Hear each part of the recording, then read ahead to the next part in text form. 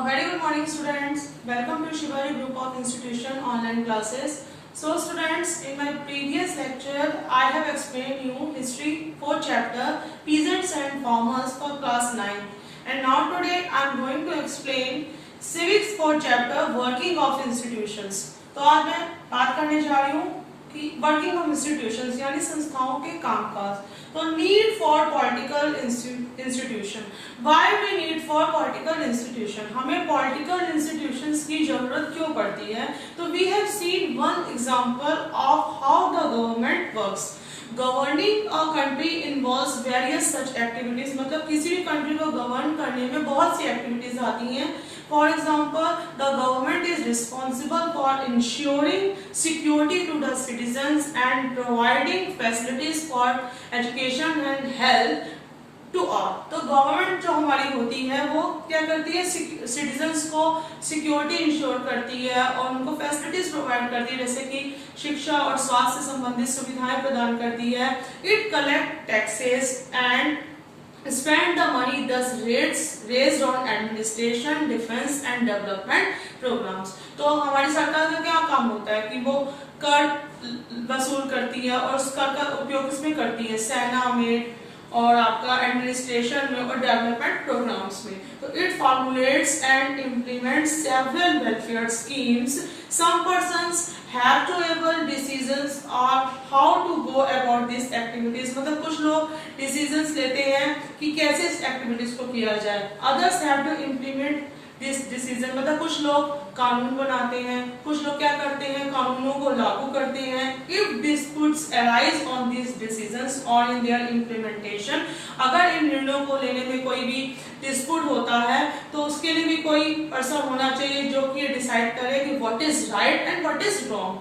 So it is important that everyone should know who is responsible for doing what. तो इसके लिए बहुत ज्यादा जरूरी है कि सभी को ये जानना चाहिए कि कौन इस चीज के लिए रिस्पॉन्सिबल है. तो it is also important that these activities keep taking place even if the persons इन की पोजीशन चेंज. तो so students, so to attend to all these tasks, several arrangements are made in all modern democracies. तो इन सभी task को attend करने के लिए बहुत से अरेंजमेंट मतलब बहुत सी संस्थाएं बनाई गई हैं हमारी मॉडर्न डेमोक्रेसीज में. इस अरेंजमेंट्स को हम लोग क्या कहते हैं, इंस्टीट्यूशन कहते हैं. तो these arrangements are called institutions. तो a democracy work well when these institutions perform function assigned to them. तो कोई भी डेमोक्रेसी हमारी तभी अच्छे तरीके से वर्क कर सकती है जब इन इंस्टीट्यूशंस को क्या इंस्टीट्यूशन के जो फंक्शन है सही तरह से चले. तो in the constitution of any country lays down basic rules on the powers and function of each institution. तो सबसे पहले क्या होता है कि the prime minister and the cabinet are institution that take all important policy decisions. तो जो हमारे प्राइम मिनिस्टर होते हैं और जो हमारे कैबिनेट मिनिस्टर्स होते हैं वो क्या करते हैं, वो हमारे इंस्टीट्यूशंस ही हैं जो कि बनाते हैं सभी डेमोक्रेटिक रूल्स को. सच द सिविल सर्वेंट्स हो गए हमारे, working together are responsible for taking steps to implement the ministers decision. Supreme Court is an institution where disputes between citizens and government are finally settled. तो बच्चों, working with institution is not easy. मतलब institutions के साथ work करना बहुत easy नहीं है. Institution involves rules and regulation. हर एक institutions के अपने rules और regulations होते हैं. This can bind the hand of leaders. Institution involves meetings, committees and routines. तो हमारे संस्थाओं में क्या होता है, मीटिंग्स होती हैं, कमिटीज होती हैं. This often leads to delay and complications. तो अब हम बात करते हैं कि the role of parliament in our democracy. मतलब हमारे डेमोक्रेसी में, डेमोक्रेसी जैसा कि मैंने आपको बताया है, of the people, for the people and by the people. मतलब कि जनता के द्वारा, जनता के लिए और जनता के लिए किया गया शासन है, अकॉर्डिंग टू अब्राहम लिंकन. तो अब हम बात करते हैं कि the role of parliament in the democracy. The role of parliament in the democracy. Is it clear? मतलब पार्लियामेंट हमारी क्या है, संसद, ठीक है। अब हम बात करने जा रहे हैं in the example of the office memorandum, do you remember the role of parliament. तो बच्चों पार्लियामेंट का क्या रोल होता है, the decision was not directly taken in the parliament, मतलब कोई भी जो डिसीजन होता है वो सीधा डायरेक्टली पार्लियामेंट में नहीं आता है, but parliamentary decisions on the report influence and shape the decision of the government. They brought pressure on the government to act on the Mandel recommendation। तो अब हम बात करते हैं बच्चों कि why do we need a parliament, हमें parliament की जरूरत क्यों है। तो बच्चों parliament in all democracies an assembly of elected representatives exercises supreme political authority on behalf of the people। तो जैसा कि आप जानते हो कि सभी लोकतांत्रिक व्यवस्थाओं में जो हमारे जनता के द्वारा चुने हुए जो प्रतिनिधि होते हैं वो क्या करते हैं, जनता की तरफ से शासन करते हैं और जनता की तरफ से क्या करते हैं, अपने अधिकारों का प्रयोग करते हैं। तो in India such a national assembly of elected representatives is called parliament. तो हमारे भारत में इस तरह के चुने हुए, जनता के द्वारा चुने हुए प्रतिनिधियों की सभा को हम लोग क्या कहते हैं, पार्लियामेंट कहते हैं। At the state level, this is called legislature और legislative assembly। तो बच्चों स्टेट लेवल में मतलब संघ स्तर पर, स्टेट लेवल में हम लोग इसे क्या कहते हैं, लेजिस्लेचर कहते हैं, मतलब व्यवस्थापिका। Is it clear? तो at the state level this is called legislature or legislative assembly।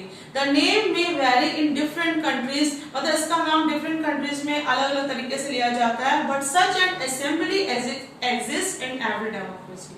It exercises political authority on behalf of the people in many ways, मतलब लोगों की तरफ से इसको बहुत ही राजनीतिक अधिकार प्राप्त होते हैं, जैसे कि parliament is the final authority for making laws in any country, मतलब कि किसी भी देश में जो कानून बनाने का सबसे जो पहला काम होता है पार्लियामेंट का क्या होता है, टू मेक लॉ, कानून बनाना। This task of law making or legislation is so crucial that these assemblies are called legislatures। तो ये जो कानून बनाने का काम होता है जो बहुत ही ज्यादा कठोर तरीके से हमें कानून बनाने पड़ते हैं, इसीलिए असेंबलीज को हम लोग क्या कहते हैं, लेजिस्लेचर्स कहते हैं। तो parliament all over the world can make new laws, changing existing laws or abolish existing laws and make new ones in their place। तो मतलब किसी भी कंट्री में पार्लियामेंट को ये राइट होता है कि वो कानून बना सकती है, उसमें इम्प्लीमेंट कर सकती है, और अगर कोई भी इस कानून को भंग करता है तो उसके लिए क्या करती है, सजा भी डिसाइड कर सकती है। तो ये पूरा कार्य किसका होता है, पार्लियामेंट का। तो parliament all over the world exercise some control over those who run the government। in some countries like India this control is direct and full। तो पार्लियामेंट जो पूरे वर्ल्ड में क्या करती है, हमारे गवर्नमेंट, हमारी सरकार पर भी नियंत्रण रखती है कि हमारी जो गवर्नमेंट है वो सही तरीके से काम कर रही है कि नहीं कर रही है। Parliament control all the money that government है। तो पार्लियामेंट उस सभी मनी पर भी कंट्रोल करती है जो हमारी सरकार के पास होता है। In most countries any the public money can be spent only when the parliament sanctions it. तो किसी भी देश में सरकार पब्लिक मनी को तब तक खर्च नहीं कर सकती जब तक कि पार्लियामेंट का अप्रूवल नहीं मिलता।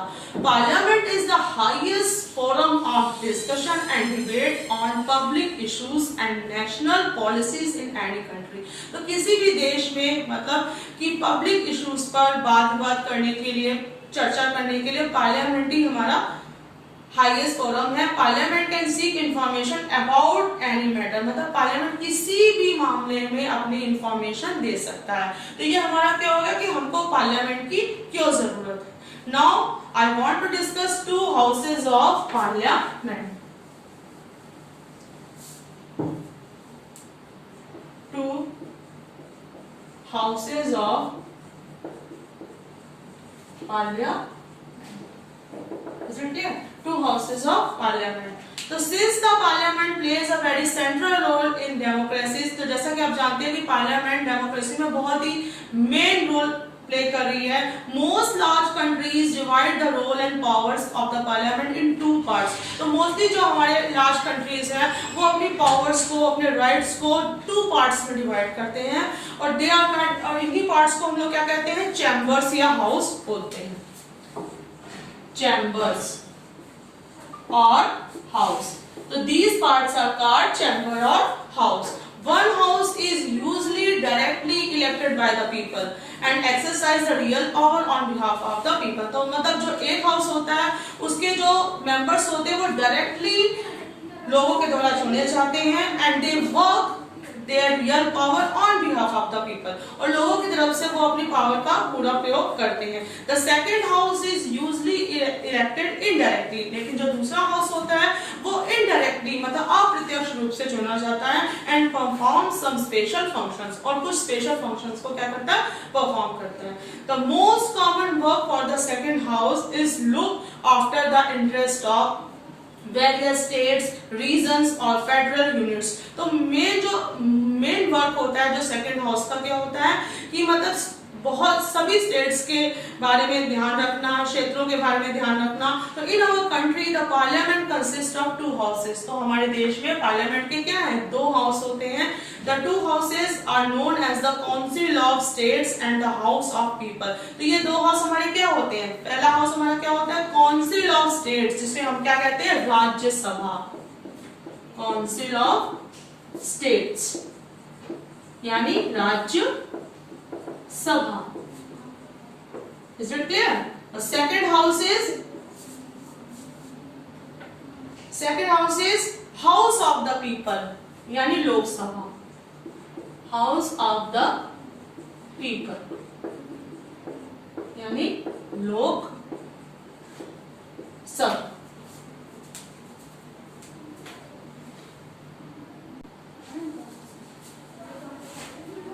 So students, the 2 houses of parliament, तो काउंसिल ऑफ स्टेट जिसको कि हम राज्यसभा कहते हैं, it is the upper house of parliament and house of the people जिसको हम लोकसभा कहते हैं, it is the lower house of the parliament. तो ये जो राज्यसभा होती है ये हमारी पार्लियामेंट यानी संसद का उच्च सदन कहलाता है, और जो हमारी लोकसभा होती है वो संसद का हमारा लोअर हाउस यानी निम्न सदन कहलाता है। तो अब हम बात कर रहे हैं कि the president of India is a part of the parliament. तो हमारा जो भारत का राष्ट्रपति होता है वो भी हमारी पार्लियामेंट का पार्ट होता है।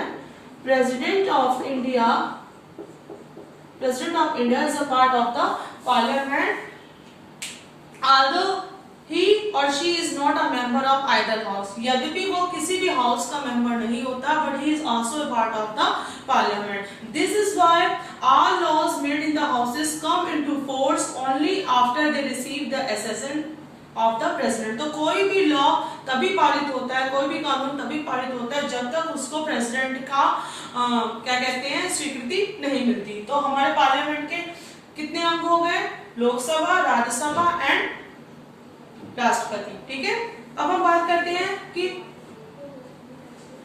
फर्स्ट हाउस के बारे में बात करने जा रहे हैं, लोकसभा। तो लोकसभा जिसको कि हम कहते हैं, it is a favourite house of the parliament, Lok Sabha. ठीक है बच्चों, तो लोकसभा हमारी जो पार्लियामेंट का क्या है, फर्स्ट और लोअर हाउस है। It is the first and lower house of the parliament. तथा ये जो हमारा है, ये इसको हम लोग क्या कहते हैं, इसको हम लोग रिप्रेजेंटेटिव असेंबली भी बोलते हैं, प्रतिनिधि सभा भी कहते हैं, representative assembly. So why it is called representative assembly? Because its member is directly elected by the people and they working on behalf of the people। तो इसके जितने भी प्रतिनिधि होते हैं वो डायरेक्टली मतलब प्रत्यक्ष रूप से जनता के द्वारा चुने जाते हैं और जनता के बिहाफ में क्या करते हैं, उनके अधिकारों का, अपने अधिकारों का प्रयोग करते हैं। ठीक है, इसलिए इसको क्या कहते हैं, ये बहुत ही हमारा फेवरेट हाउस है हमारी पार्लियामेंट का। तो इसकी अब हम बात करते हैं मेंबर्स ऑफ पार्लियामेंट, लोकसभा। तो अब इसके सदस्यों की संख्या के बारे में बात करते हैं। तो सबसे पहले बच्चों, भारत की जो हमारा इंडिया का जो मेन कॉन्स्टिट्यूशन है उसमें the number of members of Lok Sabha are 500। तो सबसे पहले जो हमारे भारत के इंडियन के कॉन्स्टिट्यूशन में लोकसभा के मेंबर्स की संख्या कितनी निश्चित की गई थी, डिसाइड की गई थी, 500 डिसाइड की गई थी।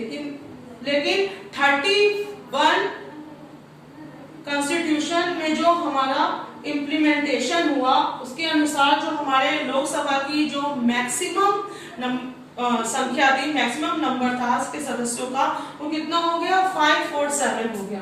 पहले क्या था बच्चों, 500 था, बाद में क्या हो गया, 547 हो गया।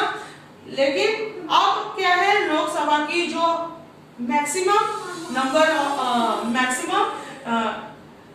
नंबर है सदस्यों का, वो कितना है हमारा, 552। तो पहले 500 था, फिर 547 हो गया, अब हमारा कितना है, 552, जिसमें हमारे जो 530 जो मेंबर्स हैं, 530 जो मेंबर्स हैं हमारे, वो बच्चों इंडिया के मतलब राज्यों से, स्टेट से लिए गए हैं, ठीक है, अलग अलग राज्यों से। और जो 20 जो सदस्य हैं, 20 मेंबर्स हैं हमारे, वो यूनियन टेरिटरी से लिए गए हैं, यूनियन टेरिटरी से लिए गए हैं, ठीक है।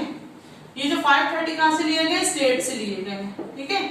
और जो 2 हो गए वो हमारे हैं Anglo Indian, is it clear. तो ये हमारे आंग्ल भारतीय हैं, दो सदस्य, इनको किसके द्वारा नॉमिनेट किया गया है, प्रेसिडेंट के द्वारा। तो ये प्रेसिडेंट के द्वारा नॉमिनेट किए गए। तो कितने हमारे मेंबर्स हो गए, 552 मेंबर्स हो गए हमारे लोकसभा में। तो what are the number of members of Lok Sabha, तो 552, जिसमें 530 हमारे इंडियन स्टेट से लिए गए हैं, 20 हमारे यूनियन टेरिटरी से लिए गए हैं, और 2 मेंबर्स हमारे एंग्लो इंडियन हैं, जो कि प्रेसिडेंट के द्वारा नॉमिनेट किए गए हैं। Is it clear. अब हम बात करते हैं कि what are the qualifications of the members of Lok Sabha. Qualifications, is it clear. तो क्वालिफिकेशन सबसे पहले बात करते हैं कि he should be the citizen of India, he should be the citizen of India। मतलब सबसे पहला क्या है कि वो भारत का नागरिक होना चाहिए। He should not under the post of state और सेंट्रल गवर्नमेंट, मतलब कि वो केंद्र व राज्य सरकार के किसी भी लाभ के पद पर वो नियुक्त न हो। He should not insolvent or insane, he should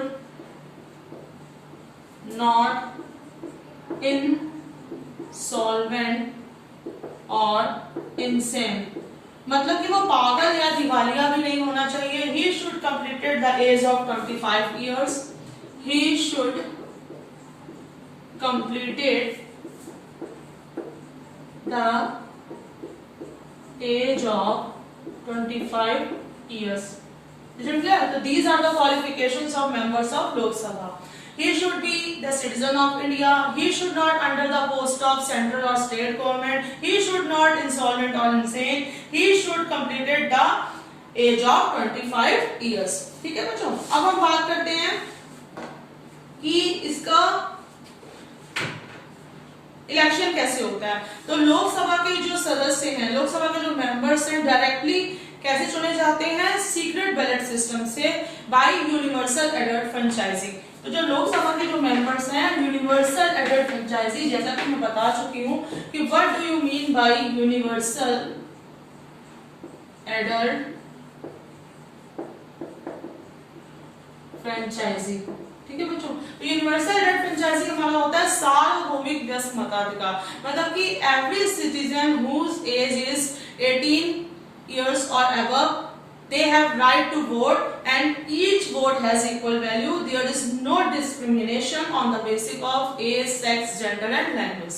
तो मतलब इसमें क्या होता है कि सभी व्यक्ति जिनकी आयु 18 वर्ष से अधिक है उनको वोट देने का अधिकार है, और सभी व्यक्तियों के वोट का क्या है, इक्वल वैल्यू है, समान मूल्य है, किसी भी प्रकार का भाषा, धर्म, जाति के आधार पर उनके साथ भेदभाव नहीं किया जा सकता। ठीक है बच्चों। लेकिन अब ये कि पहले क्या थी, 21 वर्ष की आयु निश्चित की गई थी, लेकिन अब 21 वर्ष से घटाकर कितनी आयु कर दी गई है, 18 वर्ष निश्चित कर दी गई है। अब हम बात करते हैं कि इट्स टेन्योर, यानी इसका कार्यकाल कितना है, वर्किंग पीरियड। तो 5 इयर्स तक ये अपने कार्य कर सकती है, लेकिन जो हमारा मंत्री परिषद है, मंत्री परिषद की मतलब सिफारिश करने पर राष्ट्रपति इनको 5 साल से पहले भी क्या कर सकता है, डिस्क्वालीफाइड कर सकता है। ठीक है बच्चों, तो ये हमारे हो गए लोकसभा के टेन्योर मतलब कार्यकाल। अब हम बात करते हैं बच्चों कि लोकसभा में कौन से मेंबर्स होते हैं, तो स्पीकर एंड डिप्टी स्पीकर। तो इन सबका चुनाव किसके द्वारा किया जाता है, पार्लियामेंट के द्वारा किया जाता है। तो today what I explain, parliament, legislature of India and it's 2 houses. Is it clear? So that's all for today. I will continue this chapter in my next video. Thank you for attending the class.